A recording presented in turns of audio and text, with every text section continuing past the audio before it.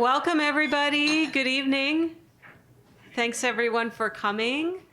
I'm Leslie Davis, and I am one of our two MCs for tonight. My partner in crime, Susan Sizer, like many people in this town, has a bad cough, but it's not COVID. So I'm going to do the talking for this little introductory session. So welcome to our annual Gather Round the Table event. We are really excited to talk to you about gathering around the table for accessible journeys tonight. But before we begin, I would like to thank Michael Shermis from the Council for Community Accessibility for doing absolutely everything to make this happen. We'd also like to thank the Monroe County Convention Center, especially for their fantastic new ramp to get into the building. Thank you to them, and for hosting us. Just a brief notes about the Council for Community Accessibility. If this is your first time to one of our events, the CCA was founded in 1990. We are a group of concerned volunteers who advocate for the interests of people with disabilities. Our members are people with disabilities, but also people who are simply interested in issues that people with disabilities face or might have family members who have disabilities. We come from a variety of backgrounds and leadership experiences. And why do we do this? Well, the CCA envisions an inclusive community here in Bloomington where everyone is valued and empowered to access equitable opportunities. If you don't already join us regularly or irregularly, you are absolutely welcome to come to our meetings the last Monday of each month from 4 to 5:30 in Bloomington City Hall, but also it's possible to join us by Zoom. And we hope you will. You can also follow us on social media at Council for Community Accessibility. Let me tell you a bit about what we're going to do this evening. We have a panel of six intrepid travelers who are going to speak to you about their own experiences, but also some of the most common obstacles they face, and all of our different methods and hacks for making traveling something that we can continue to do, even though we have a wide range of disabilities. And then we are going to encourage you at your tables to engage in a bit of a planning exercise where you discuss ways that you might plan your own accessible journeys. And the people who are going to talk to you about these things are myself, Susan Sizer, also Ben Foley, who's over there, Zoe Waters, who's right here, Sherry Wells, right there in the pink, and Karen Willison, right there, table number 4. We are excited to show you and tell you about the travel that we have done. And one final comment. If somebody is taking photos or videos near you and you would rather they not, just raise a hand and say, no thanks, no photos for me. Okay. So enjoy your appetizer, your first round of food, and we'll be joining you in about 5 minutes to introduce each of us panelists. Okay, we are going to start with some introductions and tell you all a little bit about ourselves and a little foreshadowing of what we're going to talk to you about when we get into the nitty-gritty detail of how we travel. Okay, yes, that's me. And what you see in the picture is me sitting in a smaller wheelchair than the one I'm in now. In fact, it's the wheelchair over here on this side of the room. This is my portable travel wheelchair. and I have figured out how to put a portable ramp on the back of it so that I take it with me to deal with curbs and one step and things like that. Anyway, I've worked for the Indiana University Maurer School of Law for coming up on 20 years. I'm the assistant dean for international programs, which means that I get to travel, not as much as I would like, but I do get to travel and I do get to work with a lot of international students. I've been disabled since 2006 when I had Guillain-Barré syndrome, which is rare, but not that rare, but it attacks the nerves. So I'm not totally paralyzed anymore, but I'm kind of paralyzed still. And let's see, I joined the CCA about 10 years ago. I'm particularly fixated on issues of the built environment and the inaccessibility of the built environment. And I have a lot of experience, as many of our panelists do, with kind of coming to understand what other people think accessible means. I mean, within this country, but also in other countries. Like my favorite is, oh, it just has 2 steps, it's accessible. And indeed, that may be accessible for many people. But yeah, I'm really fascinated by the idea and glad that in the US, thanks to the ADA, whatever its limitations, at least, most people don't say, oh, it has 1 step, it's accessible. In other countries, often it's, well, of course, we'll lift you. And Zoe and I know how much fun it is to have people try to lift a 350-pound Permobile wheelchair with us in it. No, they won't. And, oh, yeah, so Karen and I both have blogs. Mine's called Everybody In International, and I write stuff about disability travel and disability law and other things. Okay, that's me. Great. Susan, you're up. Okay, you know what? I'm going to pull over to the side, and I'm going to pull this microphone over too. That's more space. That way I can see what I've written. And I'm sorry that my back is to some of you. Okay, I am recently retired, that is as of June 2022, professor of anthropology at IU. Okay, thank you. I'm the one with the cough that's keeping my voice a little low, so I'm going to use the mic. I'm a cultural anthropologist, so I really like looking at the different ways that culture shapes our bodies and our movement in particular. My area of study was performance, and particularly live performance, so I'm happy to talk about that if anybody wants. My work is mostly in India and the US. I was diagnosed with MS in 1993, actually at the end of my field research in India. So I had my first symptoms in India. I came back to the US and was diagnosed. And began using a wheelchair in 2003, so 10 years later. As a cultural anthropologist, I've worked in India and the US, as I said, while using a wheelchair, traveled for fun. And what did I say? To Japan, Ireland, Spain, and Australia, and would be happy to tell you all about those. But mostly my experience, okay, great. Mostly my experience traveling with a wheelchair that was, oh, that's better, okay, was in India, so I'll talk about that. This picture is of me in front of a very inaccessible apartment that they tried to make accessible, and I'll show you some pictures. It's a picture of me in front of a gate in a manual wheelchair, and you can just see the edge of a little ramp, the slope of which was too steep for me to get up or down without help. So that was wonderful.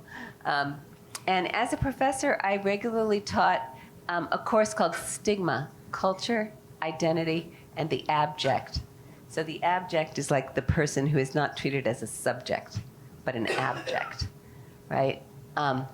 In which I covered a lot of topics in disability studies, from, the whole problem of testing for ultrasound, testing for anomalies, that whole issue, and how people don't see us when we're in wheelchairs, all kinds of topics in disability studies, as well as gender studies, race and ethnic studies, anybody who is marginalized and stigmatized for being other in some way.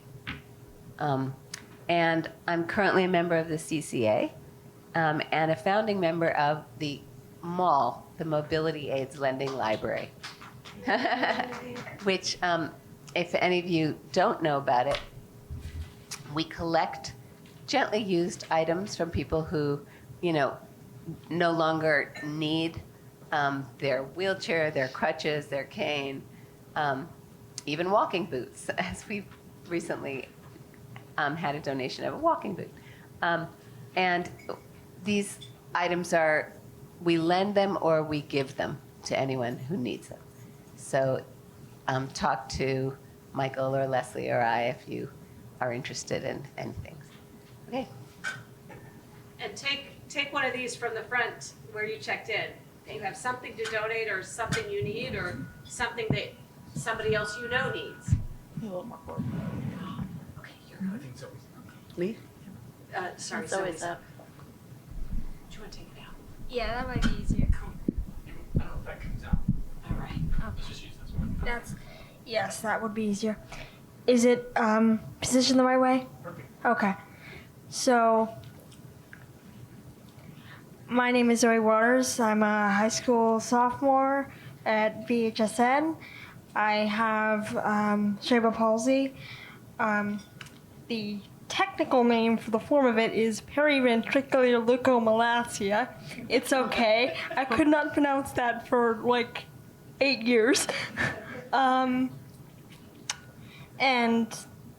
I was made aware of the CCA about 5 years ago, I think, in January of 2017, and since then I've attended regularly because I really think it's important for more people to be aware of the struggles that disabled people face so they can create a more genuinely accessible external world for us, because as Leslie said, the things that they define as accessible are often not, even when they're making an effort.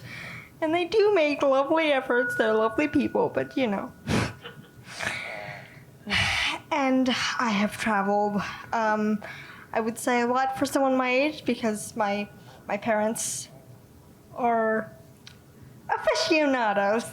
And my dad travels a lot for his work, and often he takes us with him. So I've been to a lot of places in Europe. Let's see, Italy, Spain, France, Germany, Portugal, Hungary, technically, but I don't remember it. The list goes on, I think. I may have missed something. But anyway, that's the picture. Yeah, that's Italy, right? Yeah. That should be of another one, is the quote-unquote accessible toilet in Herculaneum. We'll get to that. Yeah. This is just you. Yeah, okay. Thanks. Sherry, you're up. Hi, I'm Sherry Wells. I am not totally blind. I have a little bit of vision in one eye. I've always been legally blind, but my vision used to be a little bit better than it was now.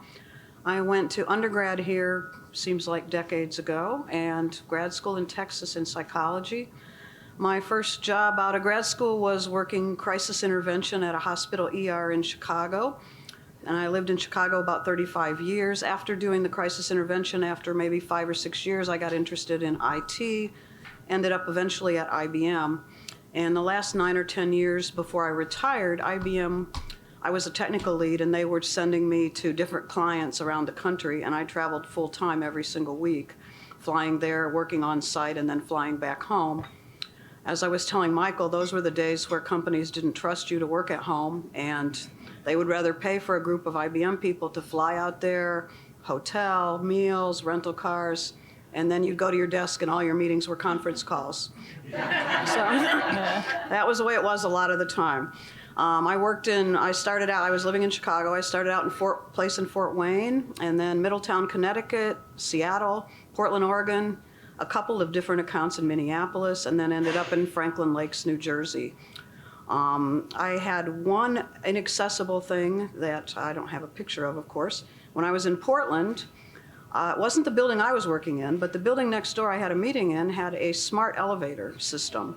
And there were two rows of 3 elevators each, but you put your number on a keypad, and the elevator, like let's say 4 people wanted to go to the 9th floor and 2 people to the 10th floor, one elevator would go straight to 9, and if I wanted to go to 4, it would go straight to 4. But the only way you knew which elevator was going where was a screen above the elevator.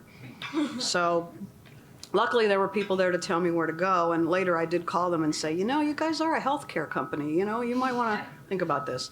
I have not seen another smart elevator since, so I'm hoping they haven't caught on. Who knows? And in addition to all the work travel, I traveled with my husband a lot of places for fun. Our favorite place to go in the U.S. was Colonial Williamsburg. We went there almost every year for a long time. And we've also been to all the countries in the UK and various other places in the United States. And that's it. Thanks. It's you. Here, maybe can I? Do you need help? Can everybody hear me? Oh, there we go. Okay. I can hear myself very loudly, so okay. My name is Ben Foley. I have a disability called TAR syndrome, which, of course, is obvious physically, as you can see, but it just means that I have absence of the radius of my forearm, and so I have lower platelet counts than an average person. I also have autism, which is kind of an invisible disability as well. So I kind of have 2 disabilities. It's very... Is that, yeah, we'll try that. I have autism as well, so two disabilities. And I love traveling. Currently I'm in school, working to become an elementary school teacher. So I'm working with a university elementary school at the moment. But in my free time, I love to travel. I've been to probably about 27, 30 countries at this point. I love to travel to South and Central America. Those are by far my favorite regions of the world. And the picture that I have here is of me in Iguazu Falls, which is in on the border between Argentina and Brazil. And I'm on the Argentinian side. I wanted to show this picture because I'm in this picture. I'm standing up and I have my wheelchair. It's hard to see, but I have my wheelchair on the left side, and I haven't been able to make it there. I took my wheelchair all throughout the park and got to the overlook point, which is called Devil's Throat, and it was all accessible. So it was a really great park. It's amazing, and I recommend everybody go. But it just shows that I could do those kind of things. So that's me there. Along with my travel, sometimes I don't take it, but usually I take my electric Permobile wheelchair.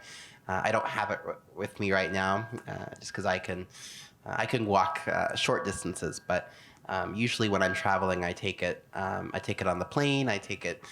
Try to take it along, when I'm taking taxis and buses. So I also have that. So I'm excited to be here, and if anyone wants to ask me questions, I'm always available. So.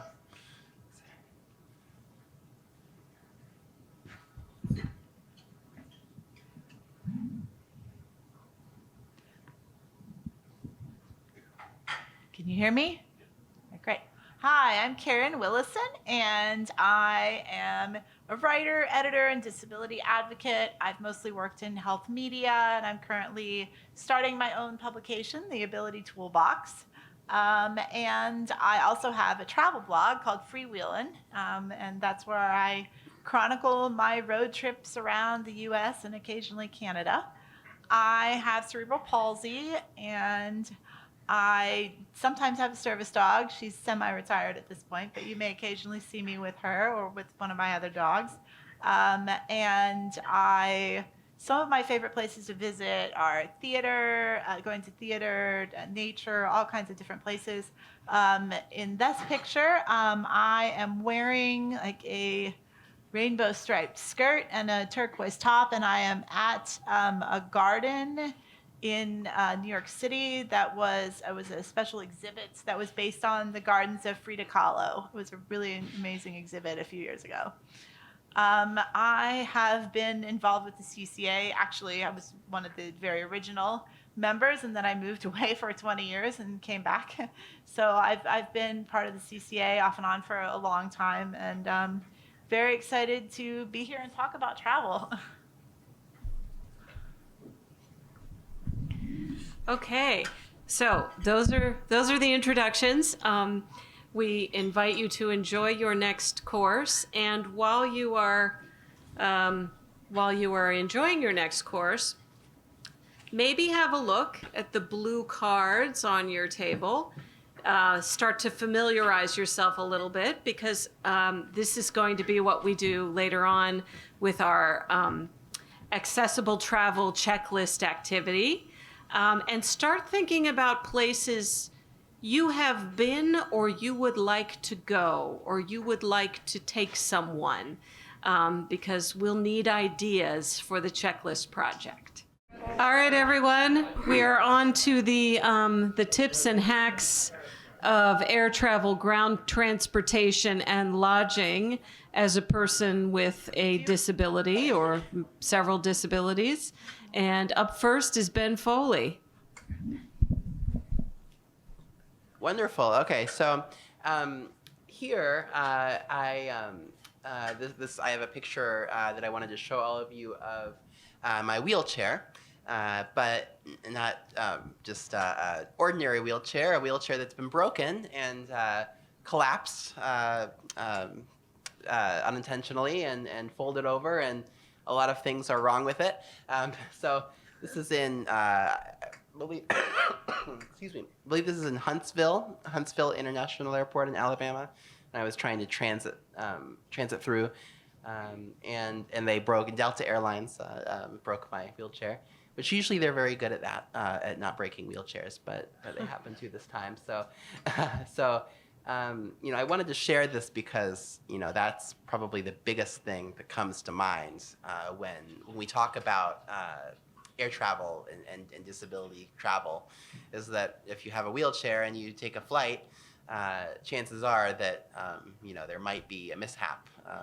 Either the ramp agents take something off without their knowledge, without their knowing how to put it back on, or maybe even dropping it, from their conveyor belts, and the equipment they use. So this is really, the big issue that I think we all can share when we're traveling by air with a wheelchair.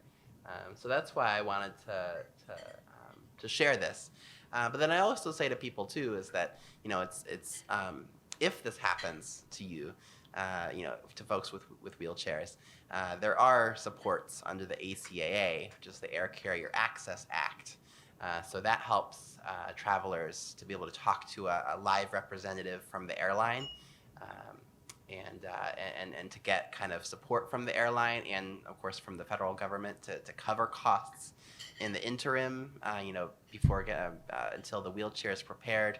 So for example, maybe getting a loaner wheelchair, things like that. So there are solutions. It's not fun by any means, but it's definitely, there are ways that we travelers can try to deal with it while we fix the wheelchair. So that's a big thing. So let's move on. This here is a picture of me in Iquitos, Peru, and I was here in March of this year.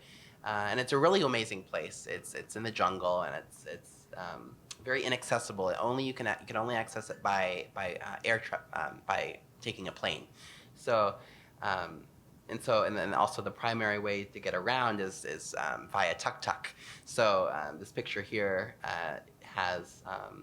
shows a typical scene on the street in Iquitos with a bunch of tuk-tuks, waiting and stuck in traffic, and chaos and horns honking and people riding together and families together. But the big thing is that this mode of transportation is definitely not wheelchair accessible. And I should have said too that my electric wheelchair that I have is 400 pounds. It's not, you can't collapse it easily. You can't lift it, without 4 people helping you. This is very, very heavy. So a 400-pound wheelchair would have a lot of trouble, as I found out firsthand, fitting into again tight spaces because it's very big, or just unsteady, compartments of a tuk-tuk. It's just not, necessarily where you would think to put an electric wheelchair. So, and I wish I had shown everybody. I wish this picture would have shown, but I was able to with the help of maybe 5 locals near the airport, they were able to lift it up eventually into that. It might be kind of difficult to see, but there's a compartment that's, if you look on the left, right behind those 2 women there are compartments on most of these vehicles, these tuk-tuks, that you can put bags or whatever you want to carry, including wheelchairs. So we managed to fit it in after maybe 15 minutes. And we zipped it, we tightened it and made sure it didn't fall, or make sure it would stay relatively sturdily, with zip ties, that they somehow got. The people from South America are very resourceful, so they found them somewhere. I'm not sure where, but they seem to have them, and so whatever they had, we used. But so we figured it out. We got what we needed, and I was able at least to get to my hotel, which was downtown. So this is both a negative and a positive. My goal tonight is to show you both negative things and positive things about air travel, or about traveling in general. And so the negative is that this is not accessible, but with communication and help with getting other people's help, it is possible in most cases. And then this is, I'm going to go through this one quickly, but it is important. This is the flight, or this is the plane that I took to get to Iquitos. And there is no ramp that they had in the airport, no ambilift, which if you're unaware, ambilifts are like modified vans that are in a lot of European airports that help folks with disabilities get down. None of that here. This is a very small airport. Only the the portable stairs that they use to disembark us from the plane, which is fine, but I had to be strapped down in one of the aisle chairs. They couldn't really let me do it any other way. Wrap me up like 4 times in their seatbelt contraption, and with the help of 3 or 4 people, just bump, just haul me down the stairs, with bumps, at every step, and it's like, oh, I'm gonna fall, and so it's very, very inconvenient. But it goes to show that especially in less developed countries, air travel is not necessarily going to be what you might think it is, as far as ramps and lifts and things like that. And then this is the last one. This shows in Rio, when I was in Rio, in Brazil, also in March. They had a lot of these trams that go on the streets. And bear in mind, these are very narrow streets, and very steep and very hilly and bumpy. But these trams are really useful had I not been in a wheelchair. I had my wheelchair on this trip, of course, and they have there's no lift or no ramp whatsoever to get into them. And this is common, especially if you go to, and not only third world or less developed countries, I want to say that, but anywhere you can sometimes have trouble, even if there are, ways, the advertised ways for accessibility, they might not always work or be functional. So, but in this case, these trams in Santa Teresa, in the neighborhood in Rio, Rio de Janeiro, there were no lifts or anything. So I had to use my wheelchair, very, very slowly, rolling down these very, cobblestony, bumpy hills. And it took a while. It was nice. It was scenic. And it was safe. But I really did want to use one of those trolleys or those trams because they looked fun and they're a way that locals can ride around. So all of this goes to show that there are going to be struggles everywhere, no matter where you go with ground transportation and air travel. But there are ways that we can overcome it. So thank you. Sherry, you're up. Okay. Well, I have a few tips to point out with travel. When I fly, I always got a gate escort. This was before they had apps. Now they have apps for blind people where you can contact someone through the app and they can look through your camera and tell you where to go. Go this way, there's a chair in your way, et cetera, et cetera. I have not done that. A lot of people do. I still, when I travel, just get a gate escort because that's just what I'm used to. And it's very important when you get to the gate, I always check in because they do have it listed on your reservation, hopefully, that you need some help getting down to your seat. Now, if you're using one of those apps, they could direct you down and you could find your seat that way. I check in and I also make sure that I know where the gate is when they seat me so that if they announce that the gate changed or there's some other big thing, I can find my way up to the desk and ask what I need to know. And as far as a hotel, I always ask about the lobby. I didn't used to, and one time I stayed at a hotel and I walked in and it's this huge lobby with a big beautiful fountain and all these chairs all over the place, and I had a heck of a time finding the desk and the elevators. So I ask, when I come in, is the desk right there? And they'll usually tell me, and it usually is. And I also, ask about that. And I also check if the hotel has a shuttle service. And this is nice to know for anyone that's traveling, because if they have a shuttle service, it's a lot cheaper than using a cab just to tip your shuttle driver. And usually there were 3 or 4 different drivers. I'd get to know them because I'd commute to and from work in some of the places I traveled. In some places I could walk. And I'd rather do that. I felt a lot more comfortable. I've had a few bad cab driver experiences, nothing to do with being disabled, just bad guys. And so I felt a lot more comfortable doing it that way. And if you're traveling to a city and your hotel has shuttle service, it's a lot cheaper to just have the shuttle service run you to a restaurant or an attraction than doing a cab or an Uber. It's just, I thought it was nicer. The first time I go to a hotel, I have somebody walk me up to the room. Most hotels now, the buttons on the elevators are brailled or raised letters if a person doesn't know Braille. If not, you have them show you which one's the 4th floor and which one's the lobby. When I get up to the floor, even though the room numbers are also usually brailled and raised letters, I always count the number of doors between the elevator, hallway, and my room, so I don't have to stop and check every couple of them. I just count 4 of them and then double check and then go in. Inside the room, I always have them show me the thermostat. I've never had a thermostat that was accessible. And if they just tell you what the temperature is and show you the up and down buttons, you can kind of keep track of it yourself and, make it warmer or cooler, whatever you want to do. And if you want the fan, they can show you that button. I never watched that much TV, but you could also have them show you the remote. Usually you can figure that out yourself. The on-off buttons are pretty easy, and there's usually a numeric keypad. But if you want to know a couple of channels, if you watch TV, they can look at the list that's laying there on paper and tell you which channel is XYZ that you want to watch. Nowadays, a lot of hotels have the shampoo and conditioner and soap in the shower itself in bottles that you press a lever. So I always took my own stuff so I didn't have to worry about figuring out what was what. And then I just donated the little samples to a battered women's shelter that I knew about. But if they were mounted like that, I would make sure I asked the person which was which in case I wanted to use them. And lastly, I would ask about the do not disturb sign. When I traveled, I never wanted somebody in my room every day changing things. I didn't change the sheets and towels at home every day. I didn't need it done there.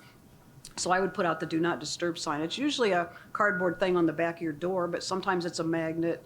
Sometimes one side of the cardboard thing says come back later and one side says do not disturb. So it's good to know so you can put that out if you want to use it. And that's about all I have. Those are great tips. Okay, Lizzie, you're up. Okay.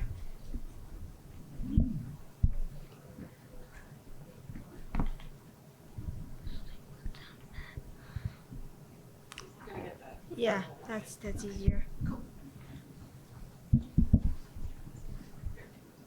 Thank you. Yeah. They think that's perfectly normal. It's not.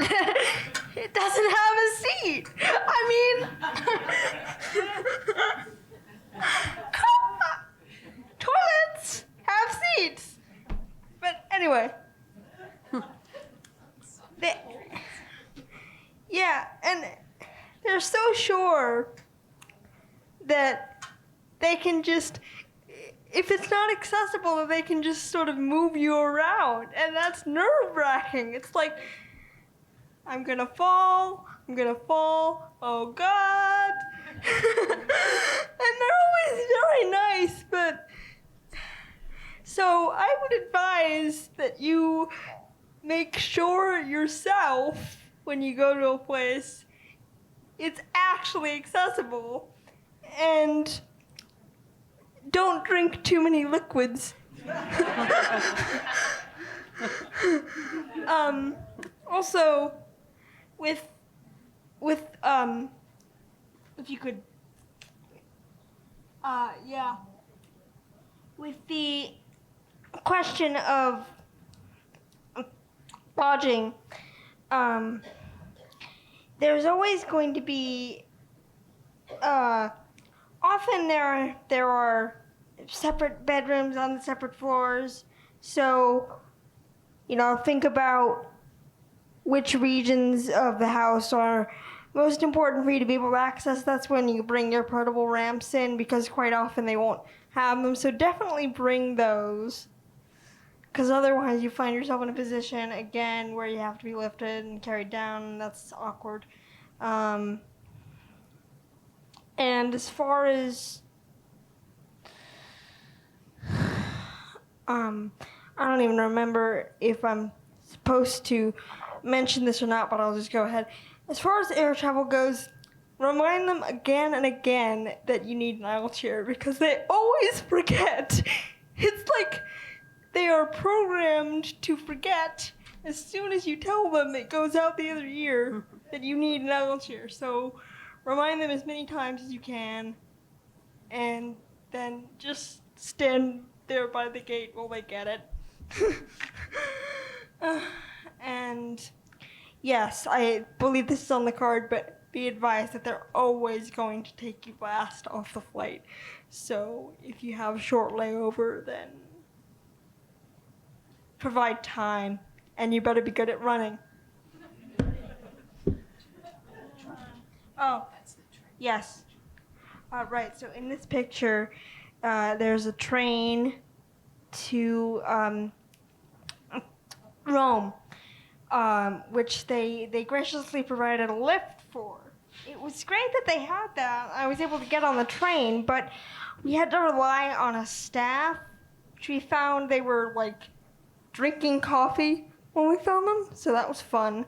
And the lift itself, I mean, at least it was there, but it was very nerve-wracking because, you're lifted up, you don't know, like, when it's going to stop or if it's like, totally safe. So, entrusting your body to other people is never fun, but at least I got on the train and got to Rome, it happens. Thanks.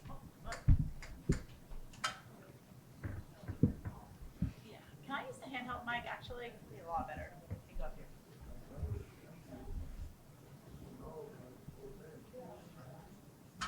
Okay. I should have a picture for this, don't I? Oh, there we go. Yeah. Okay, so we've covered a lot of great topics. I'm going to talk about hotel room bathrooms, because that is my biggest frustration when I travel. Specifically, I need a roll-in shower, okay? And the difficulty of actually getting a roll-in shower room, even if they have one, it can be very tricky. So I will always, when I'm reserving a room, I'll reserve the roll-in shower room, but then it's happened so many times where I'll arrive and they'll try to give me the room with the bathtub, which is extremely hard for me to transfer, to have someone help me transfer.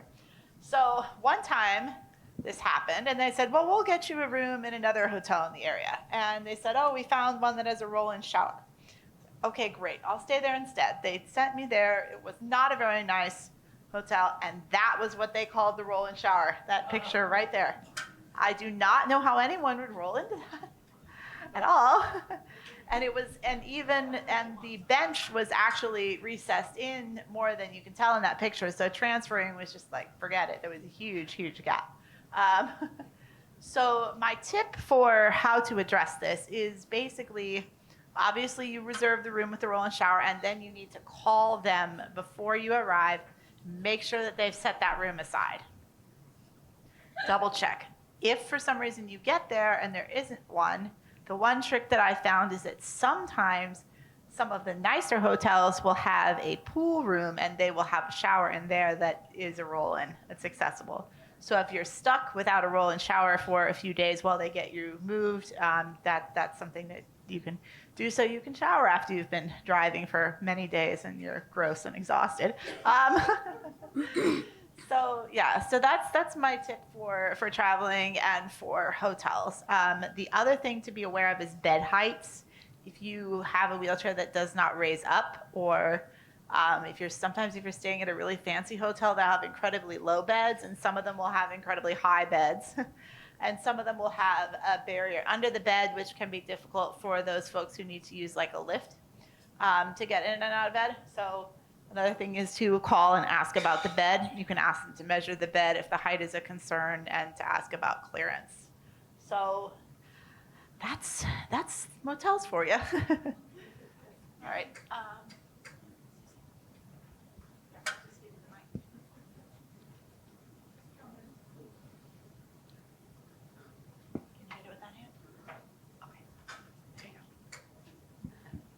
Okay. Can I see my pictures, please? Okay. I know that my back is to many people, so just let me know if you can see. This is Japan. And my experience with Japan was kind of different from Zoe's with the clerk. I actually thought this was amazing. This is the Japanese subway station. And there is a guy, and he's wearing gloves, white gloves. They have stashed these lightweight portable ramps everywhere in the metro. And they have keys to these closets that have, so you go into the subway, and if you're in a wheelchair, they immediately say, go talk to the person at the desk. Very quickly, they relay, and I don't know how they do it. I think it's like a phone that's a walkie-talkie or something. They relay to the person where you want to go, where you're leaving from, and where you want to go. And there is a guy who meets you, takes you to your train, has a little portable ramp in his hand, opens it up, and lets you on the metro. And then there's someone to meet you at your next stop. This is every metro station in Japan. And that is the same brand of ramp as I have on the back of my chair. It's made in Japan. It's amazing. It's lightweight. It folds up so neatly. I mean, this was like, I loved traveling in Japan. I also have to say that it was the one time that I've traveled where I actually paid for a tour guide that had an accessible, like, they met me at every hotel with an accessible van. And, you know, it was a 20-day trip with my family. You know, we just splurged. And it was just wonderful because, go to the next picture. This is on the metro, right? And there's room for multiple wheelchairs, right? And you meet other people in wheelchairs on the train. Like, that was amazing. Go to the next picture. Okay, this was in France. We went to a place that I had lived like 40 years ago in the Pyrenees. And when I originally went there in the 1980s, I was not disabled in any way. And I had hiked around and been in the Pyrenees. And then I went 40 years later to see the people that I had stayed with. And now I'm in a wheelchair, right? So amazingly, they said, well, there is an accessible gîte that is like an accessible rental cottage. And so you can kind of see that all the other, it was a five cottage complex, but one of them was accessible. This is a European phenomenon, right? And Leslie, you might know more about this, of what the rules are for ADA-like things in Europe. But I was amazed that they made this. And it was fantastic. The next slide, I would like to show you. This is I don't know if you can really see this very well. It's a sliding wooden door. So this is in the bathroom. And you slide the door one way and it's the laundry. You slide the door the other way and it's the toilet. So it's private. Like if you're in the toilet, you just slide it. If you want it, right? So sliding doors are where it's at. Sliding doors, because they don't open into the room and take up. Like I've done a lot of remodeling of my own home and garden, and I use sliding doors now all the time. That's something that traveling in Asia really taught me. In Japan and in Taiwan in particular, every door is a sliding door. On the trains, the bathroom is a sliding door. Because those huge doors, especially the 32 or 36-inch door, it opens into the bathroom. You can't move. So whenever I have the power to make the decision about rehabbing a space, I always ask for a sliding door. And this was just a great invention. The whole bathroom was wonderful, and if I had chance, I would show you all of them. Is there any other picture that I have, Michael? Nope. Okay. Okay. Zoe, have a look. So I was traveling in September I was in France, Spain, and Belgium. And there is no such thing as a European ADA. There is something called the European Accessibility Act. However, accessibility of the built environment isn't really part of it, because there was a lot of pushback from countries that say, but we're ancient, how on earth could we possibly? Or, well, our country has done such a good job already, we don't want to follow some other rules. That's what Germany said.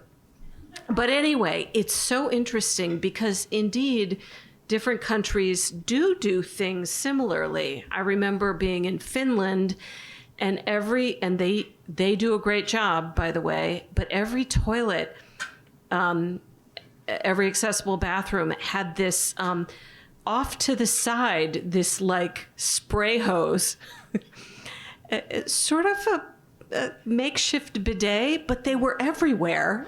And I was a little afraid to use them. I was pretty sure I would just soak the whole bathroom. But when I was in France, I decided that the criteria for an accessible bathroom must simply be that it's large. As you'll see, there's no grab bars whatsoever. And just like Zoe, no toilet seat. And I remember when I studied in France and my classmates said, oh, you squat. And I thought, okay, so in the accessible bathroom for the person who can't walk, you should instead squat.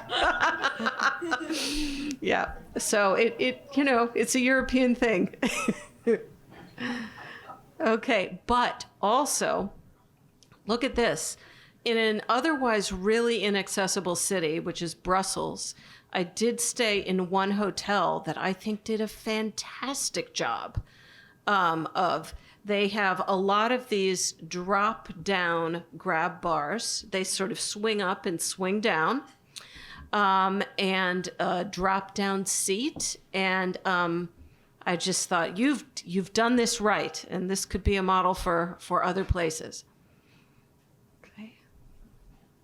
Oh, here is a picture. I traveled from Belgium to the Netherlands, and at each place they had a pretty sizable ramp and it was relatively easy to find the people to bring them to you, but you had to reserve it in advance. That's the thing about European travel, is you can't just show up to the train station and expect it to be there. And if you would dare expect such a thing, people would give you a little talking to. But yes, these can be reserved in advance. So the first one was on the Holland side, and this was on the Belgium side. That was really steep. I should have gone down backwards, but I didn't. Okay. Next picture. Okay. So speaking of staying in places that aren't hotels and you can't see what's accessible and what's not, my little trick is, so I was staying in an Airbnb. That's Simon. He was the owner of the Airbnb.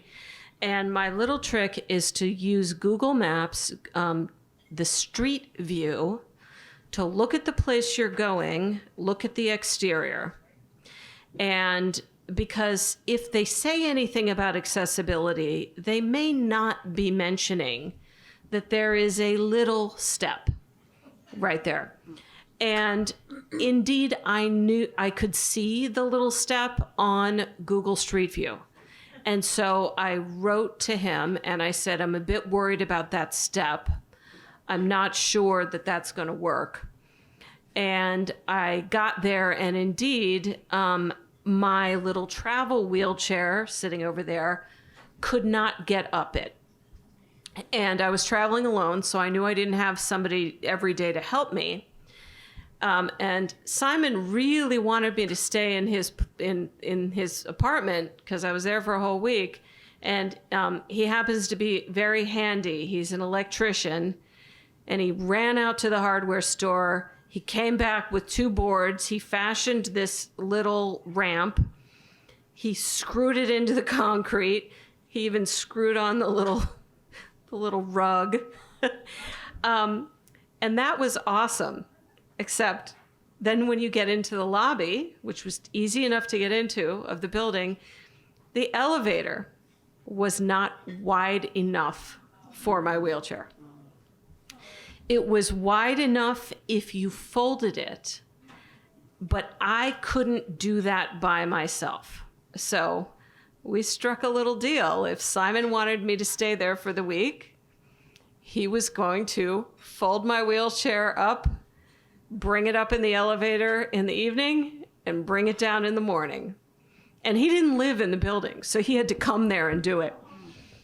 And then he got COVID. But by then I had met the neighbors, 2 separate neighbors. They were incredibly helpful. All of them lamented about the inaccessible state of Brussels, Belgium. But they were extremely helpful. And those of us who have, Ben, you know, like, hi, put my wheelchair on a tuk-tuk.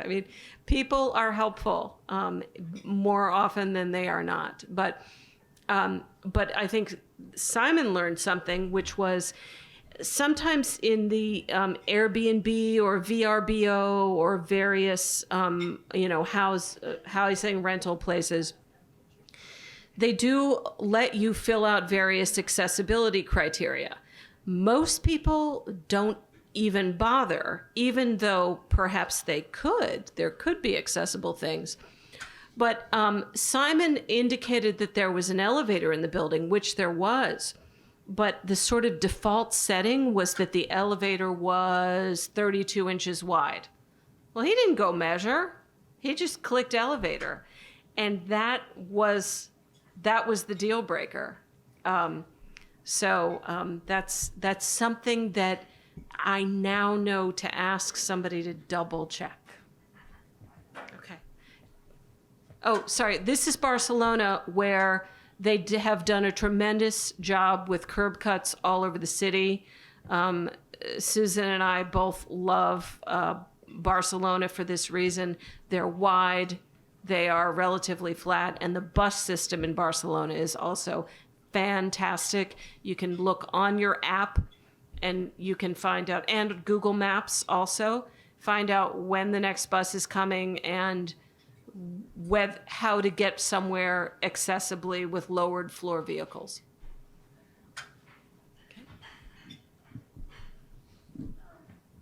There are a couple pictures that didn't show up and they're pictures of the ramp that I mentioned to you that when I was in India, I tried to organize that the guest house I was staying in would be accessible.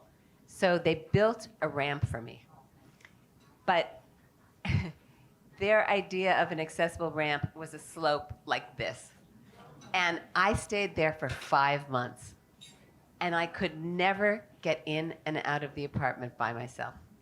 Someone always had to push me up and hold me back when I went down. So for 5 months, I was never alone. And that was really intense. I don't know, these pictures disappeared, but the thing about India is there's so many people willing to help, and they're in general underemployed. So there'll be like 10 people willing to help at any given moment. So I have been carried up multiple flights of stairs to a conference in my wheelchair. Or, like I said, 5 months of living with someone pushing me up and down in a manual wheelchair up a ramp that's not accessible. So yeah, just to echo what Ben and Leslie have said, I mean, people will help, but it's not always comfortable to have, you have to be really specific about what you mean by building an accessible ramp. What is the slope that you can handle in a manual chair? Things like that. Okay. And Thanks. can I also just say that Google Translate and gestures are your friends, because when I go to, Spanish-speaking countries, not everyone is going to automatically understand and any other place. So, it might take a while, so make sure you have plenty of time, but yeah.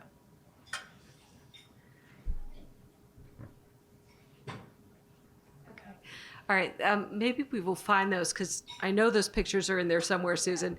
And let's have our next plates, and we're coming back to tell you about some of our favorite attractions.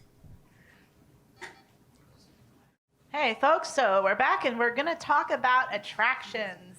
Fun, awesome things to do while you're traveling. So here I am, Broadway, meeting a very famous actor. Who can tell me who he is? Who's my kindred spirit here in the audience? Anybody know who that is? Billy Potter. Yes! Who got it? That's Billy Porter from the TV show Pose, and he's been in many, many Broadway shows. Amazing actor, such a nice guy. So I'm going to talk a little bit about going to the theater when you have a disability. So typically, theaters have lots of different accommodations depending on your disability. They have, for example, captioning devices if you are hard of hearing. Some theaters will have audio description if you are blind. And then for those of us with mobility disabilities, they usually have a couple of different types of accessible seating.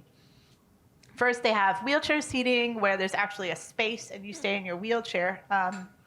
And then they have seating where the armrest of the seat goes up so you can transfer in if you are disabled but can walk a little bit. And then they will typically remove your mobility device for you and park it just outside the theater until you need it. So for me, I typically use the seating where I stay in my wheelchair. And one of the tricky things with that is that a lot of times you can only have one companion seat with you, seated directly with you. Some theaters will let you get tickets around that area, but it can be tricky. So it's always good to get your tickets as soon as you can, if possible, or sometimes getting them at the last minute can be good, but only if you're like going to Broadway and you're open to seeing a lot of different things and whatever you could see, because some things do sell out. But interestingly, I have been able to, because of needing the wheelchair seats, I have been able to see shows that are massively sold out to everyone else, such as Hamilton.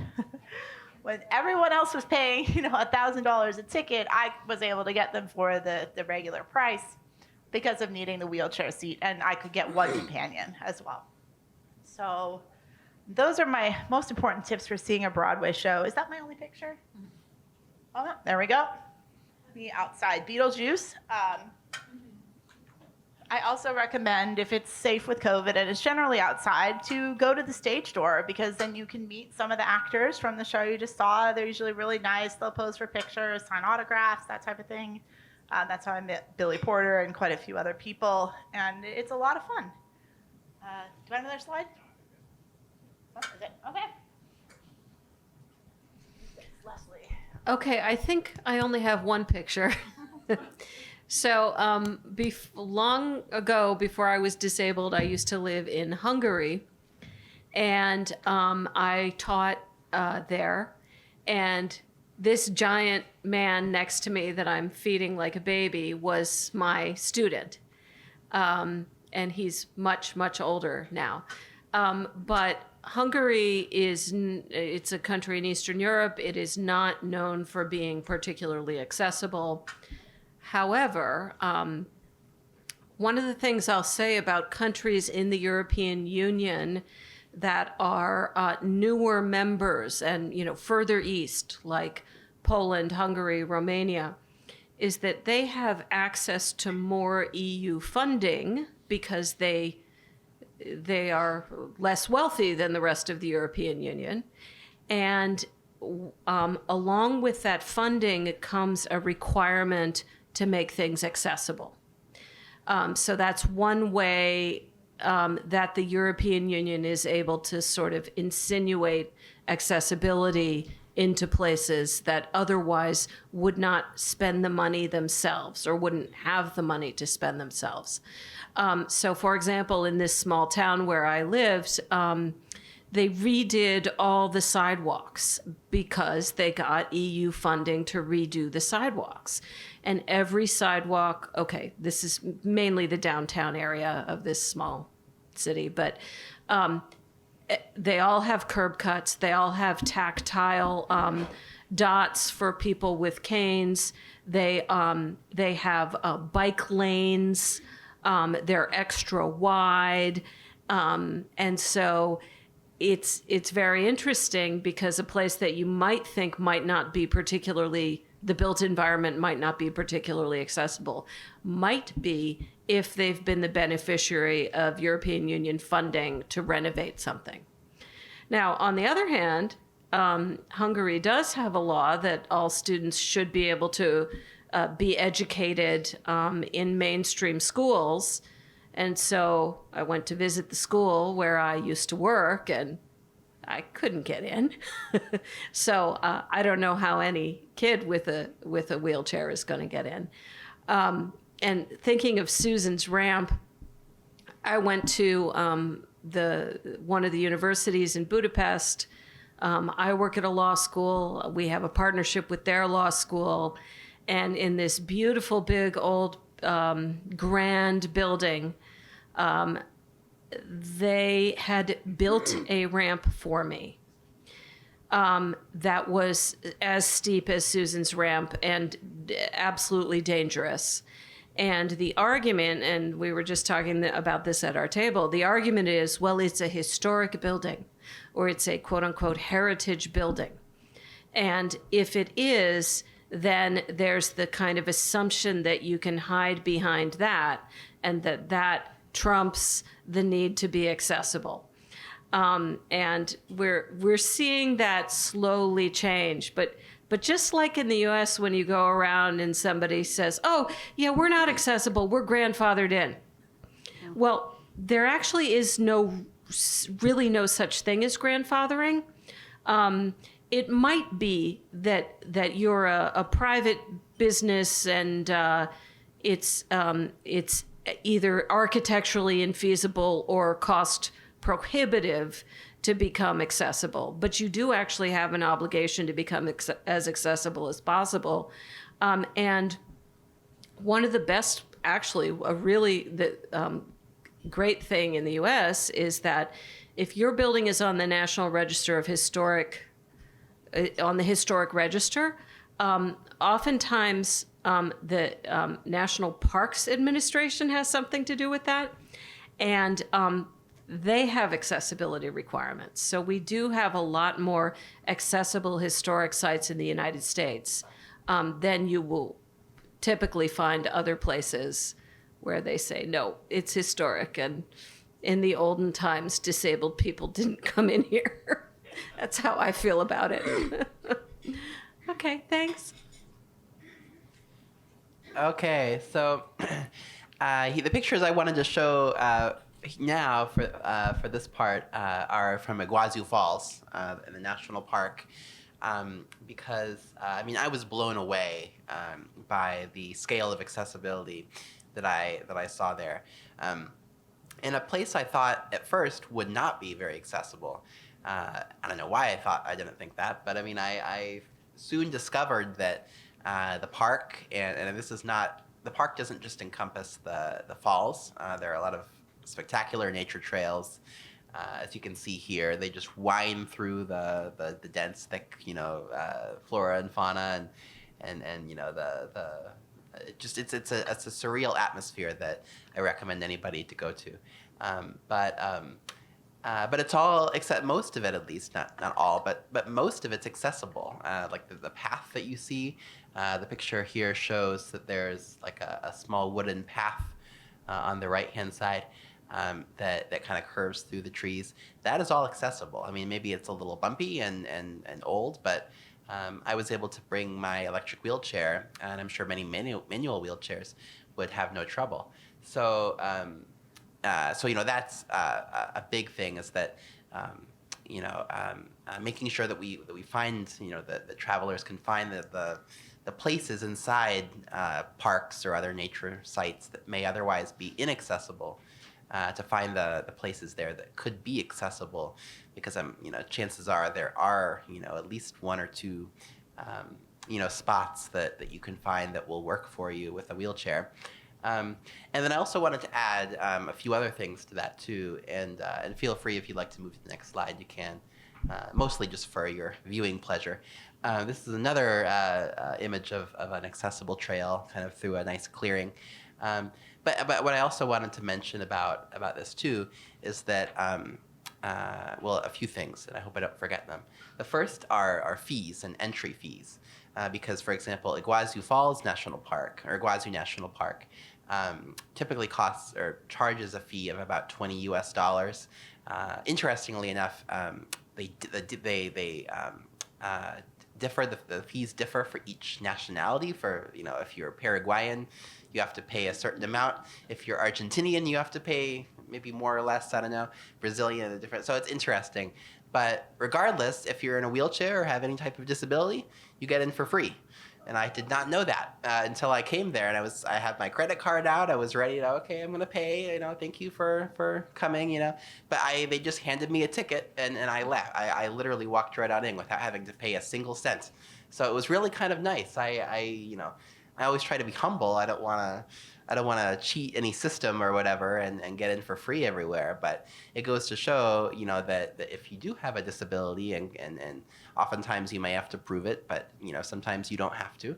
You can get into a lot of things or do a lot of fun, attractions for free or at a reduced cost. So not only Iguazu Falls in the national park, but a few that come to mind are Amtrak, even the national railway system here in the U.S. If you, it does not necessarily, I think, apply to coach, economy, but if you get a roomette, which can or cannot be, it depends on, the time, it may be expensive, but assuming it's you get a good deal, you get 10% off the price if you have a disability. And on the northeast routes, like Acela, you get 50% off. So there are some really great discounts that you can get just being in a wheelchair, being disabled.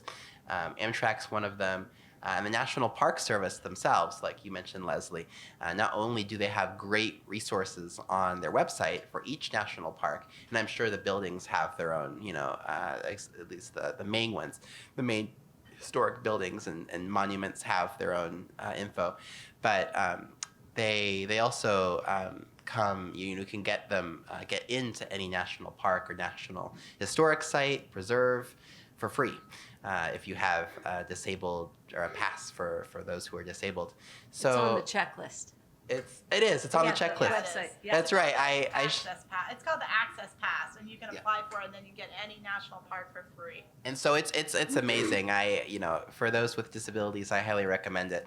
I don't have mine, but as soon as I go to a national park, I'm getting it because it's really cool. So, and then also again, I want to stress is that come into or to an attraction or a place you want to visit with an open mind, because seriously, if I were, but when I when I landed in Iguazu Falls, the town nearby, I had no clue how accessible a place that I thought would not be accessible would be. A wheelchair accessible taxi came to me within like 5 minutes. This is not about attractions, of course, but my point is they took me to my hotel. They gave me a great experience in the park, and you don't close your expectations too much, because museums and parks, nature sites, just urban destinations oftentimes be more accessible than you think, even in places that might have a notoriety for poor accessibility. So that's a big thing. Is just always keep your mind open, because I definitely did when I was in Iguazu Falls. So thank you. Sherry, do you have anything to add about some of your favorite attractions? Yes, mostly when I traveled alone, I traveled for work, and I doubt any of you are interested in the Blue Cross Blue Shield building in Minnesota. So, but when my husband and I used to travel, our favorite place was Colonial Williamsburg, and I didn't need to worry too much about accessibility because I was with him. And as I think back, and I haven't been there for over 10 years, it would be tough in a wheelchair, because I think the buildings used, what everybody's talked about, were historic and we don't have to do anything. But the buildings are the least interesting part. There's all kinds of reenactments, and lots of them are outside. And all kinds of talks and lectures and little tours. There's people playing Martha Washington and George Washington that talk about their lives there. There's people playing slaves that talk about their lives there. And my husband and I were both big history nerds, so we went every year for quite a while and just loved it. The sidewalks might be tough for wheelchairs, and I think the road was paved, but I don't remember for sure. But there's a lot of talks that are in grassy areas, and I don't know how tough that would be. It's pretty flat, but it's, still. But that was one of our favorite places. One place that I worked in Seattle for a couple years, and I loved that city. There's all kinds of parks, festivals. There's Pike Street Market, which is the farmers market to beat all farmers markets, everything there. And they're well known for, I guess there's a place there where they throw fish around, but that was kind of lost on me why that would be attractive. But maybe if you could see it, it would be pretty cool. I don't know. I assume the fish were dead too, by the way. So the one thing I noticed in Seattle walking to and from work is they have a lot of cracks in their sidewalks. And I finally mentioned it in passing to someone, and I was told that they do it on purpose because if there's an earthquake, there's room for the sidewalk slabs to move and not buckle. And I thought, oh, that's a pretty cool thing, and I just got a bigger tip on my cane, and it wasn't too bad of a problem. But I would think Seattle would be accessible for wheelchairs too, although it's pretty darn hilly. There were a couple times I had to have 2 laptops, one for IBM and one for the place I was working, and I was thinking of renting a Sherpa to get back to the hotel because it was really, really steep. But there was enough traffic that it was easy. This was before they had a lot of beeping traffic signals. It was pretty easy to get around without a problem, and people were also very helpful. And the last place I'll mention is we went to London one year, and again, being history nerds, there's buildings there that are older than our whole country, and it was just fascinating to go to places like the Tower and hear all about, how things were and see all the kinds of sites and stuff like that. And the British Museum, of course, is pretty awesome too. And that's it. Thank you. Okay. I just want to follow up on what Sherry said about London. And I just want to say that I didn't include a picture of this, but I went to London in 17, I think. And they had just replaced the entire taxi fleet. Like every regular black taxi that they have in London had a built-in ramp underneath. And every taxi driver knew how to use it, which is like the other thing about the US that sometimes is infuriating. Like they might have one, but they have no idea how to use it. That happens a lot. Like at LAX, for example, if any of you have gone to that big airport in Los Angeles, the shuttle has a ramp that folds down. You have to take a shuttle from picking up your bag to the taxi stand. You have to take a shuttle. But none of the shuttle drivers know how to park in a place where the ramp can lower onto the curb.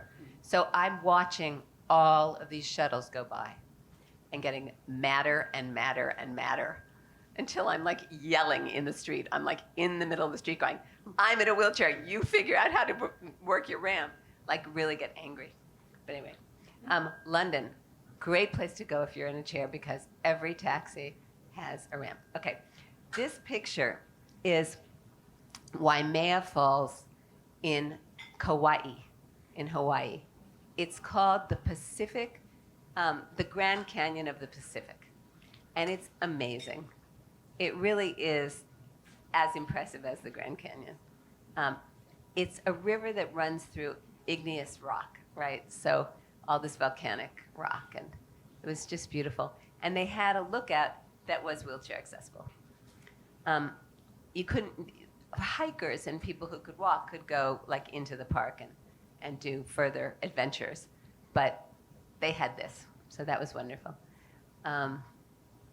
Yeah, Hawaii is very aware, because there's such a huge tourist industry, of like the need to have tourists be able to visit their incredible spots. The next slide. This is Japan again. Japan was great. One of the things I want to say about the Japanese, one of the things that was so amazing about Japanese hotel rooms, since we've been talking a lot about hotel rooms, is that the beds, not only did all the beds have a built-in grab bar in the beds, but the bed itself could go up and down. So an accessible room in Japan is like a dream. It is, I would like every hotel owner in America to look at the Japanese hotel rooms for accessible travelers. They are amazing. And I just wanted to stay in every hotel room. I was like, this is the best. Oh no, this one is the best. You know, every hotel. So I don't have any pictures of those hotel rooms, but this was, the parks are beautiful in Japan also, and that was just the lovely wide walk, you know, beautifully paved into a park. And that's my son on the left there, yeah, holding my umbrella for me. Okay, next slide. Oh, okay. This is La Boqueria, the big, wonderful marketplace in Barcelona. And I'm eating one of my favorite foods, which is an oyster. And I learned to travel with my own little towel to put on my lap because I would often be eating in my wheelchair and doing that, you know, balancing your plate of food, especially something as slippery as an oyster. You know, it's good to have something between you and your dress. Yeah. So Barcelona was great, as Leslie mentioned, very accessible city. And, you know, you see also the wide aisles in La Boqueria. I mean, this is a really, really crowded marketplace.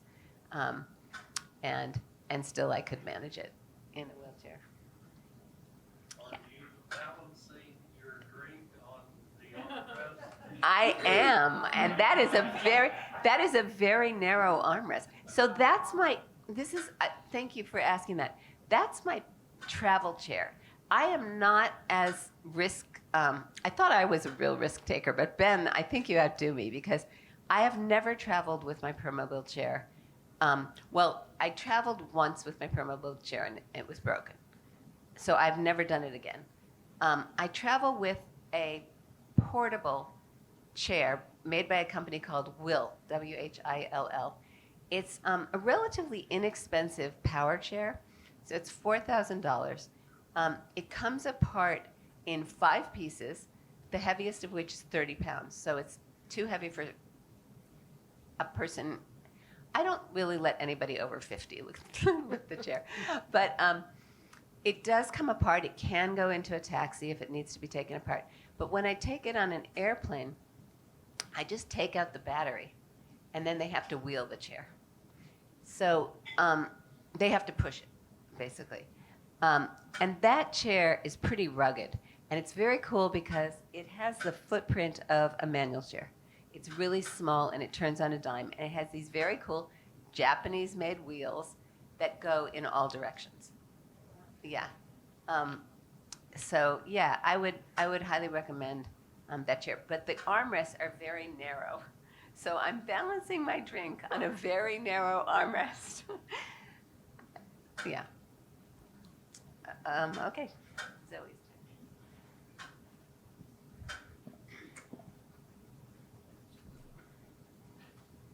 So I would just elaborate on the question of museums. Museums are quite often very accessible, beautiful places, a lot of wood floors and tile, and they let you in early because you're in a wheelchair.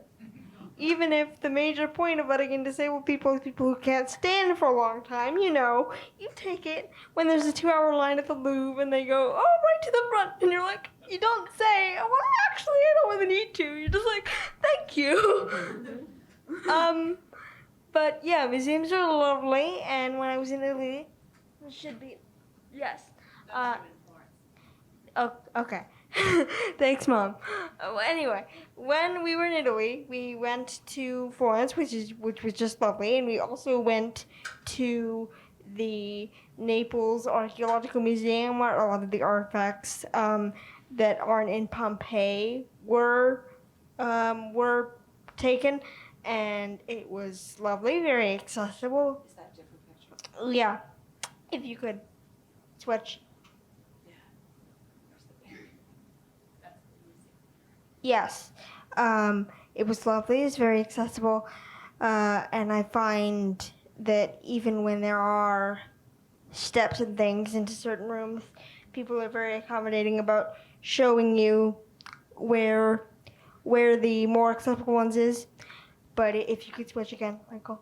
And then in the issue of historical things that people have been mentioning, the Roman Forum was constructed a long time before any ADA or any equivalent. So at the places where it was accessible, that was great, but there were a lot of stones and things. So that made it slightly less enjoyable because you got to navigate the shoals. That's a major thing about being in wheelchairs. Sometimes your enjoyment is detracted from what you're seeing because you're focusing on trying to get around instead, which is what you value so much about when that's easy. But there were places, even in the forum, where it was easy, so I really, really appreciated that. And that's why you need to do your research ahead of time. Find out which places you can go, which you can't, so you don't spend unnecessary time trying to get to a place you can't even go. Thanks.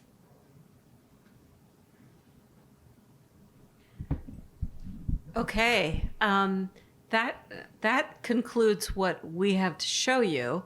And now back at our tables, what we would love for everybody to do is engage in one or more conversations about a real or hypothetical accessible journey that people would like to take. And we had a couple of options.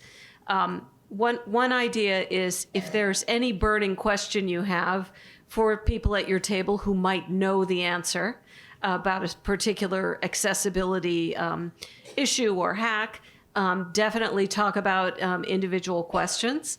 But in addition, we encourage you to dream about places you might like to go and brainstorm along with people who have had experience traveling with disabilities to come up with a hypothetical journey.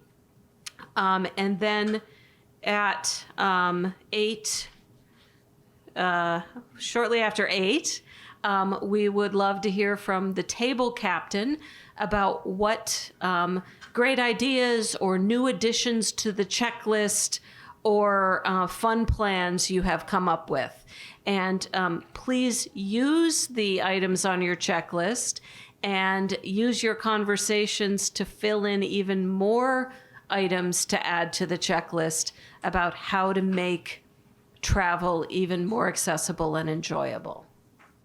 Okay, everybody, we're gonna go around the tables, and we got 10 tables, and we are gonna share our tips, no more than 2 minutes each. So table captains, get ready, synthesize the information you've been sharing. And Maddie, are you ready? Maddie is almost ready.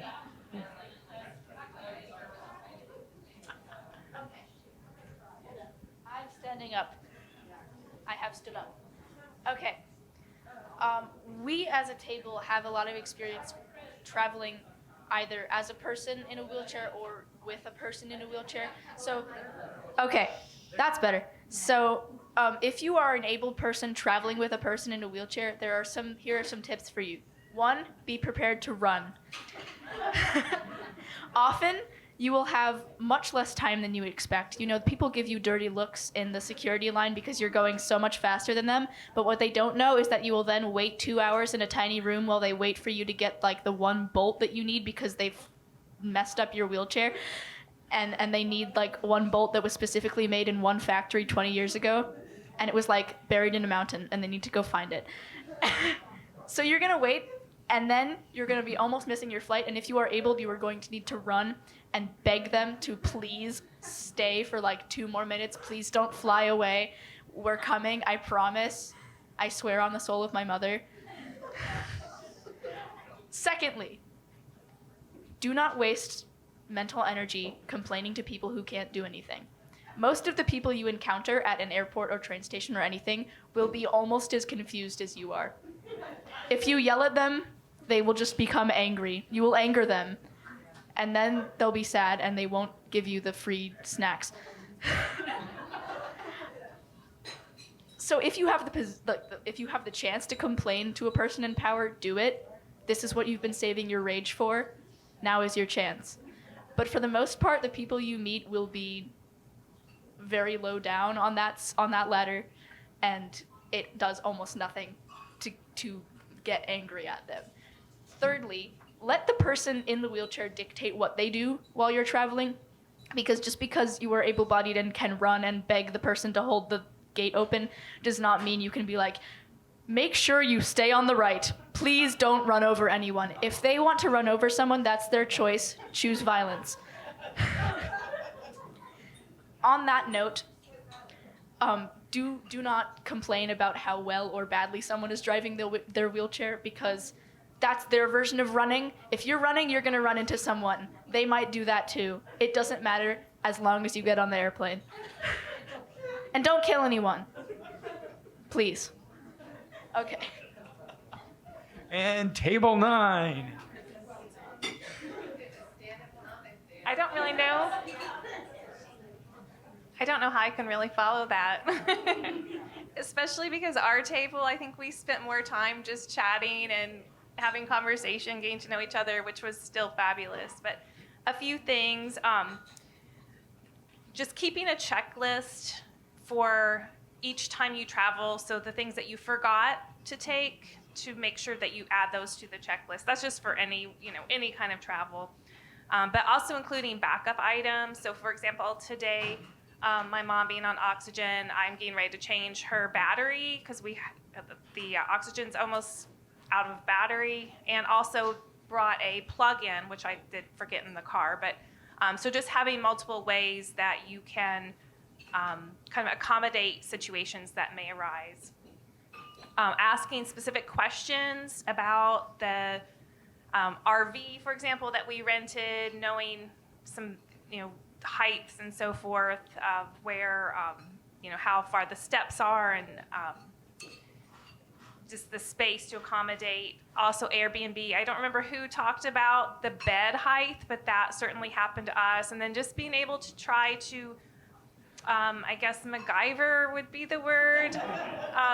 So when I walked into the room, I saw my mom slipping, like almost trying to get into the bed.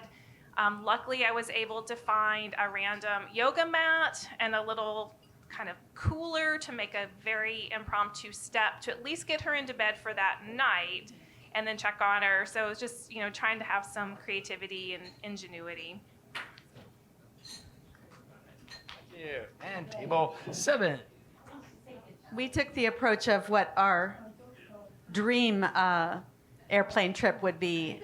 And the first thing would be being able to ride onto the airplane in one's wheelchair and stay in the wheelchair on the flight. And there are some advocacy groups. There's one called All Wheels Up that are working for this. They're lobbying airlines to enact this. And it would be possible. It's just a question of will. That would make air travel so much easier and so much nicer for people who use wheelchairs. Another thing that would be nice is having an accessible bathroom on the airplane. Enough space in the bathroom on the airplane for someone who needs someone to be in the bathroom with them to assist them. That is not currently the case. And then we also felt that an ideal airplane trip for someone in a wheelchair would include very well signposted and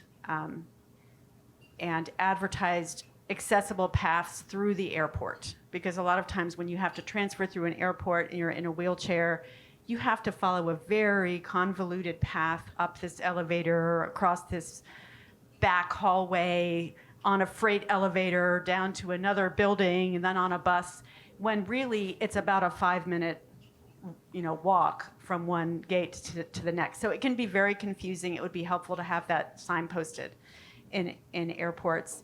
And it would be helpful to have an app that would tell a wheelchair user arriving into a certain airport, this is how you can get from point A to point B.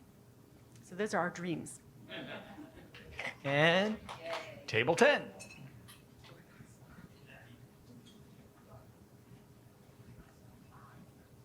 We got to air travel. Oh, sorry.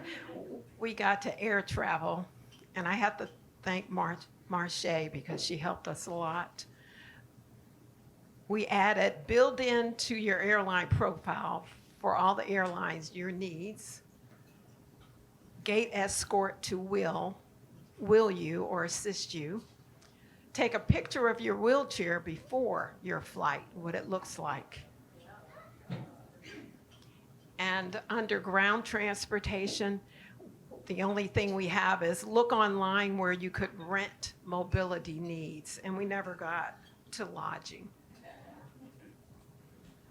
And table 6. Okay, we talked about the advisability or lack thereof of booking through a travel agent, and we kind of came to the conclusion that there are so many issues that can make things take longer, coming off the plane and a pat down and finding the circuitous accessible route and all of that, that it's really almost kind of asking for trouble, and travel agents may be helpful in getting a good price for all of that, but you really be wanting to do most of your legwork. Make sure to have time between flights. We also talked about the issue of that circuitous route, and our solution to that was that's one reason that you might really want to think about asking for a gate agent, because they're going to know where the elevators are instead of just routing you to all of the escalators. And then a suggestion in hotels was when you're booking that, asking them to show pictures send you pictures of the accessibility features, so you know that they really will meet your needs. That was more specific of the shower, but I think that's generally a good tip.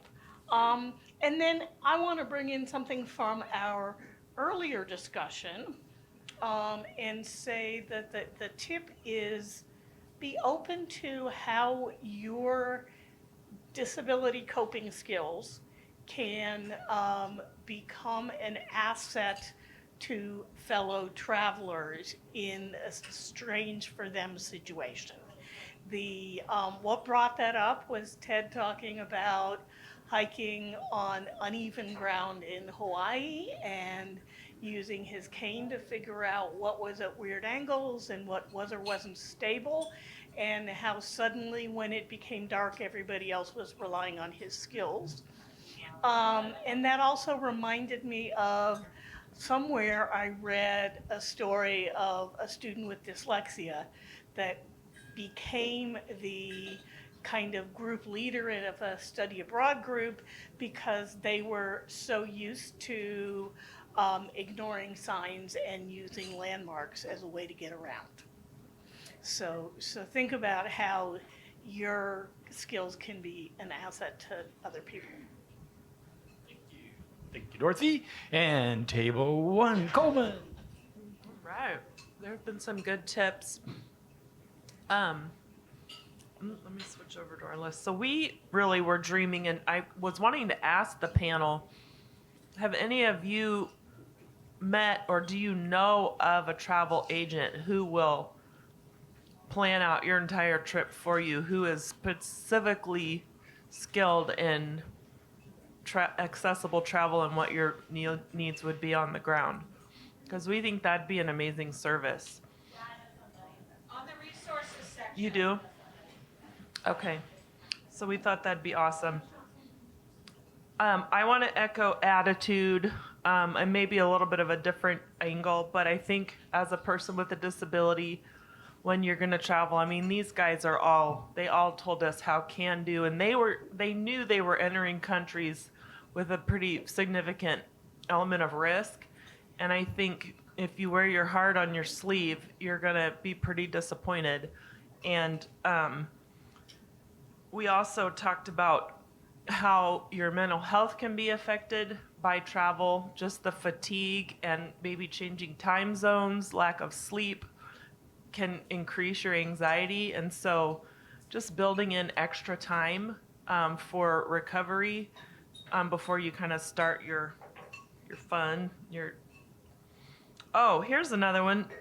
If a hotel has a pool and they have a lift and you pack all your swim stuff and real excited to use the pool, and you show up and you find out the lift is broken, you're going to make a mental note to call ahead and say you have a lift, but does it work? And so that's kind of along the same lines as you say you have a wheelchair accessible room, but can I use your shower or your tub? So anyway, did I think of everything, guys? Okay. Thank you, Coleman. And table 2. Okay, we have an anarchic table. We mostly talked about stuff rather than coming up with the task. But the pool idea is a good one. Often pools have a foot bath that you have to walk through, and it's down a step and then up a step. And that's the only way to get to the pool area. So if you're counting on using the pool and you're in a wheelchair, even if they have a lift, you can't get to the pool. Okay, the principal thing from my point of view, and I'm 79, is to travel before you get old, when you still have energy. Somebody mentioned apps on your phone. I don't have a smartphone. I don't have access to apps. And our world is coming to rely on apps for people who have them, and it's like people without disabilities are unaware of people with disabilities. It's things should be appless. You should be able to read a map. You should be able to look things up. There should be phone books. We don't have phone books anymore. Okay, for bed height, I'm covering all these things because everybody else had really good tips. Most hotel desk clerks do not know what a bed height is. So if you ask them, they won't know. You can ask them to send somebody up to the room to measure the height of the bed, and they might do it. I hear familiar laughs. Sounds like somebody's been there. For a dream trip, we just thought of a simple one. Has anyone been to the Falls of the Ohio in southwestern Indiana? And where you go to get fossils or look at them. Is it accessible? I don't know. We don't think so. And finally, we learned a very valuable tip, which is when you're traveling in Tanzania, watch out because there might be a lion in the accessible toilet.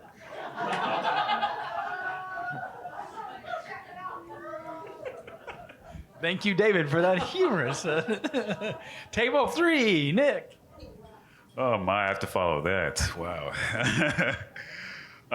We talked about variety of sorts of needs we might have and some ways to get around that. So one thing was talking about so if you get like migraines, if from sunlight or that sort of thing, like one thing that can be really helpful is making sure to get like prescription sunglasses, and also like using a scarf or something like to be like a blindfold can sometimes be a little bit more like socially acceptable to carry around a scarf rather than like blindfolding yourself directly. But that's something that can be really useful just to make sure that you are protecting yourself from the sun on your skin, but also protecting your eyes. So that can be helpful.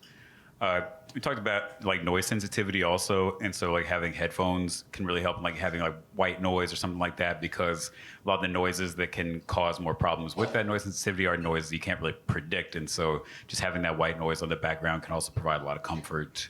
So we talked about that aspect. With regard to like food allergies or anything related to food, we were talking about like looking up what kinds of food or what the popular dishes are in the particular area can be really helpful, so that you know more generally like what might be in these dishes. But also, if you are going to a place where you don't speak the language, at least looking up words for the things that you know you're allergic to, making sure that you know those words and can ask people directly about are any of these things in it can be a lifesaver. So that aspect seemed very important.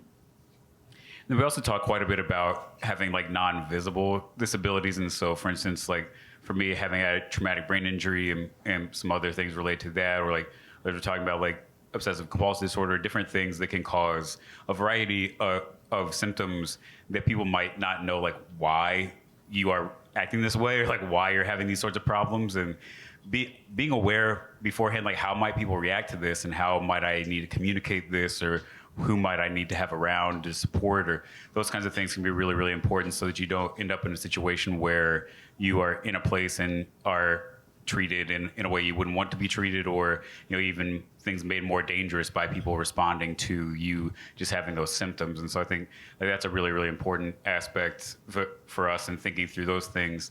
And another component of that was thinking through like what kind of access to healthcare might there be in the place where we are. So some places it might be really, really good, and it might be quite easy to access healthcare, but in others maybe not so much, or at least like their awareness of your needs specific to your disability or your conditions or anything like that. So just knowing how to be responsive about those things. So if you do need healthcare, making sure that you've thought through how you might access that for any of your particular needs. Thanks, Nick. Table 4. Right, so we talked about a number of things, but we did try to do the exercise. We talked about planning a trip to Seattle. And one of the things that we ended up discussing was, if you are somebody who can walk but gets tired, long distances, has pain, is it better to bring your own mobility, to get a mobility device that you may not already have, like a travel wheelchair, or to rent one either in your original destination or at your home or at your destination, and how feasible that might be? So that was one of the topics when we started looking to see if Seattle had wheelchair rentals, and they do, because it is a big city. And then we also talked about the importance, as others have brought up, of getting assistance at the airport, getting a gate agent to meet you and help you get to your plane.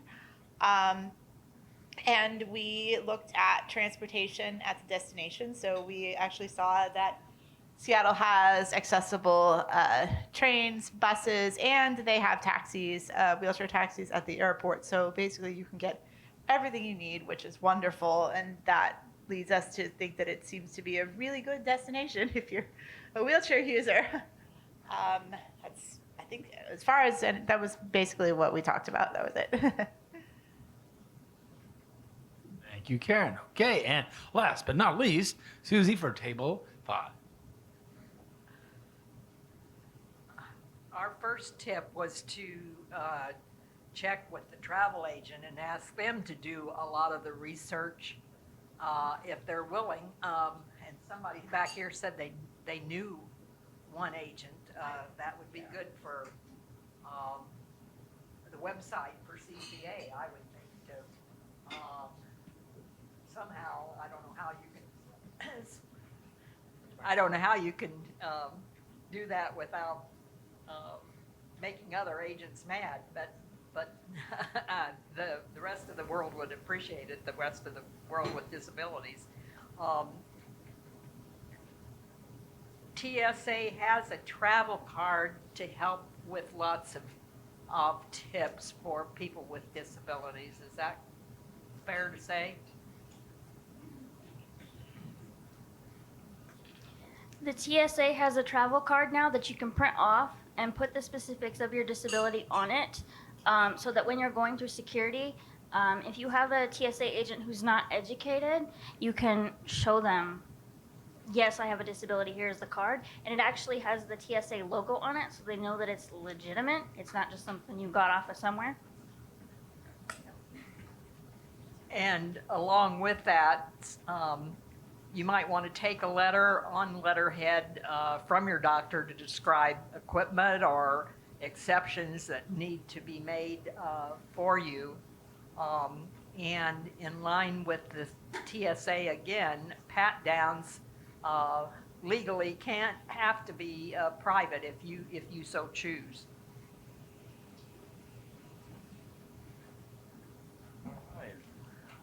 Leslie's gonna wrap it up for us.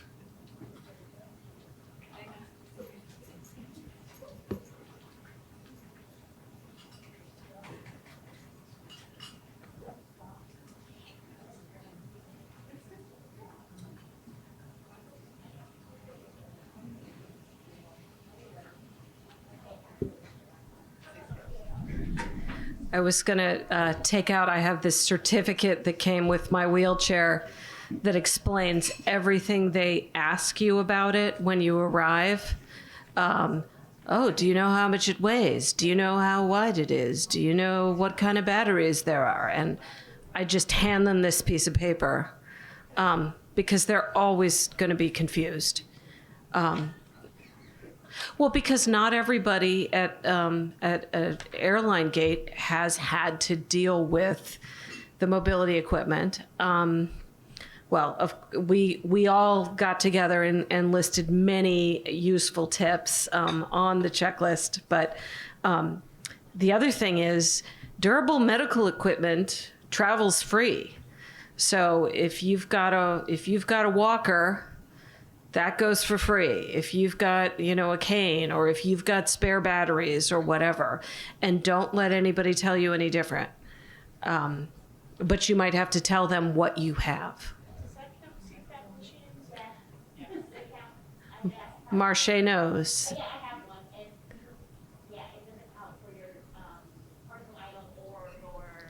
under the seat one. It comes on extra, and they don't charge you, and they're not allowed to either. Do you want to join me up here? Okay. So we're tasked with the wrap up, and I am absolutely struck by all the great ideas people have, all the different experiences people have, and thank you all so much for your willingness to share.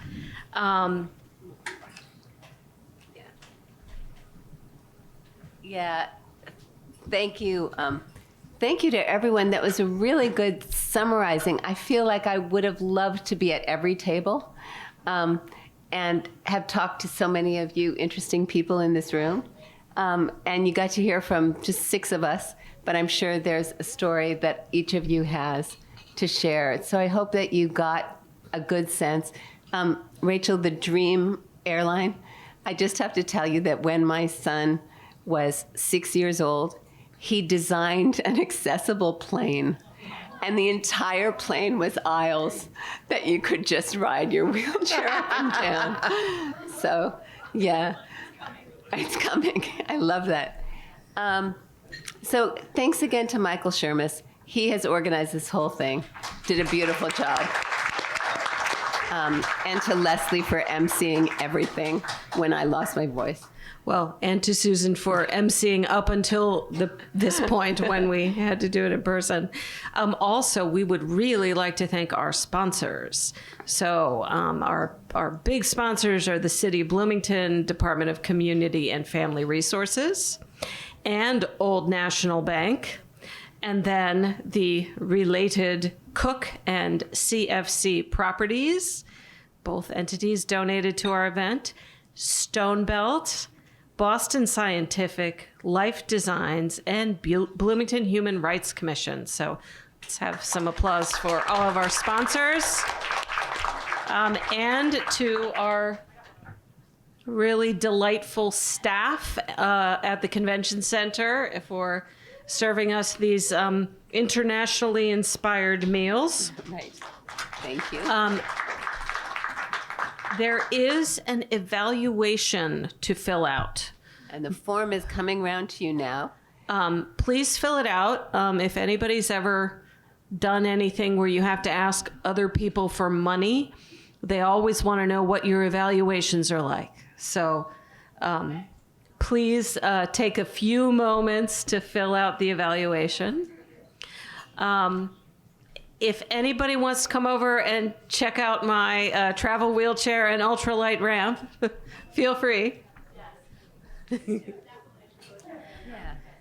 And if you want an ultralight ramp of your own, you can mention my name and get a big discount. Isn't that right, Rachel? How much of a discount did you all get? Yeah. Okay. I have to follow up still on that. All right. Yeah, Okay, thank you again, everybody, and hopefully we'll see you before next year, but if not, we'll see you back here next year, we hope. And spread the word to friends that this happens annually, and have people join us. And spread the word about the Mobility Aids Lending Library. Mm-hmm.